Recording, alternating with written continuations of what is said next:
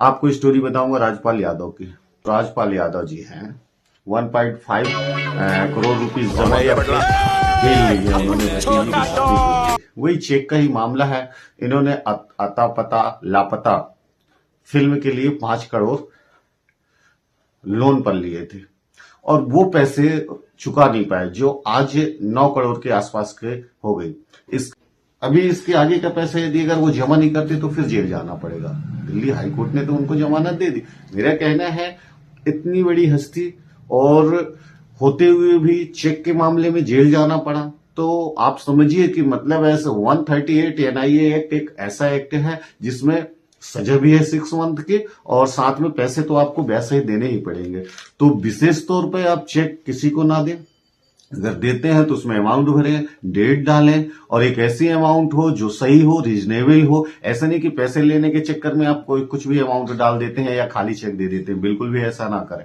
तो आगे आता हूं, राजपाल यादव बड़ी मुश्किलों से गुजर रहे हैं। अब ये जेल चले जाते हैं।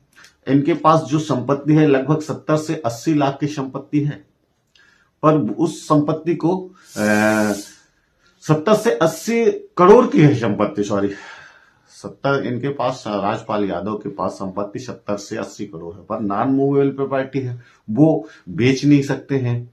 तो इस तरीके से उनको कैश पैसे देने थे।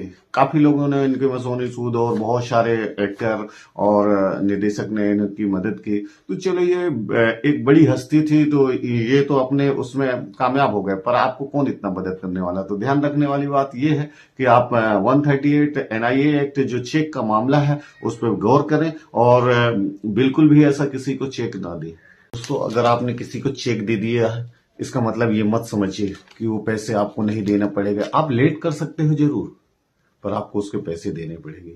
अगर सही कारण है कि आपने क्यों उससे पैसे लिए हैं और उसके एवज में चेक दिए हैं, तो ध्यान रखेंगे इस बात का विशेष तौर पर कि खाली चेक या अमाउंट भरा हुआ जितने का हो उतना ही दे। ऐसा कुछ नहीं कि आवश्यकता है तो आपने कोई भी चेक दे दिया और पैसे के लिए आपने ऐसा कर लिया। एक ऐसी विशेष हस्ती है, कॉमेडी किंग माने जाते हैं, आपने देखा होगा कि इस कॉमेडी किंग के ऊपर भी 138 एनआईए एक्ट का प्रभाव पड़ गया। तो आप तो एक आम इंसान है, ध्यान रखें। तो राजपाल यादव को अभी दिल्ली हाईकोर्ट ने जमानत तो दे दी अभी 18 मार्च तक की। वो उसके 2 रीजनेबल कारण है। पहला कि भतीजी की शादी है और दूसरा कोर्ट ने सशर्त जमानत दी है। 1.5 करोड़ रुपीस जमा करवाया है और इसके बाद बेल हुई। वो भी ऐसे टाइम पे ऑर्डर हुआ कि दूसरे दिन को जेल से निकले, पहले दिन निकल भी नहीं पाए। जब पैसे जमा हो गए इसके बाद जो सारी शर्तें थी ऑनरेबल कोर्ट की, तब वो निकल पाए। राजपाल यादव ने जो एक पैसे की रकम है जिसे चुकाना था, अता पता लापता फिल्म, वो उनका ये था कि मानना था कि सामने वाली पार्टी शायद नहीं करेगी केस या जो भी सोचते रहे हो, उनको धीरे धीरे उस रकम को यदि अगर पहले से ही देना शुरू करते तो आज ऐसी कोई नौबत ना आती। पर उन्होंने जो भी सोचा हो और उस रकम को नहीं चुका पाए। 138 का केस दर्ज हुआ और 138 एनआईए एक्ट, तो उसमें उन्हें जेल जाना पड़ा। आप किसी को चेक देने से पहले 1000 बार सोच ले, इसके बाद ही किसी को चेक दे। ऐसी चेक नहीं देना है कि हमने चेक को एक कागज का टुकड़ा मत समझे।